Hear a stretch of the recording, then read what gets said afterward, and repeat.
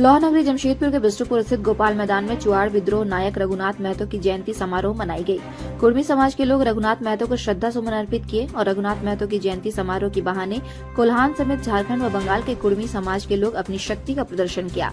जनसभा में हजारों की संख्या में लोग पहुंचे थे। गोपाल मैदान में पांव रखने भर तक का जगह नहीं था।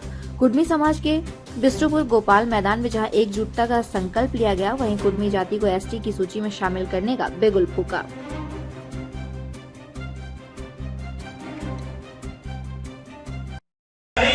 जो समूचे देश का होता है, लेकिन आज लोगों की इतनी ओछी मानसिक राजनीति या मानसिकता क्या एक शहीद पर सवाल किया जाता है, जो कि बहुत ही दुर्भाग्य का विषय है।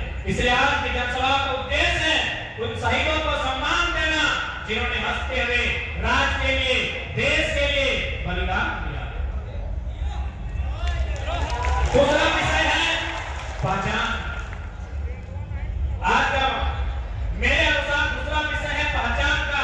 पहचान जो लोग आज यहाँ जुटे हैं, कुर्मी कम्युनिटी, जिनका इस राज्य के बनने में आज अगर गिनती करें तो कोल्हान से लेकर कोलांचल तक जितने भी सड़कें मिलेंगी, सड़कें चौक चौराहे मिलेंगे, हमारे पूर्वजों की मूर्तियां मिलेंगी जिन्होंने शहादत देकर इस राज्य का निर्माण किया।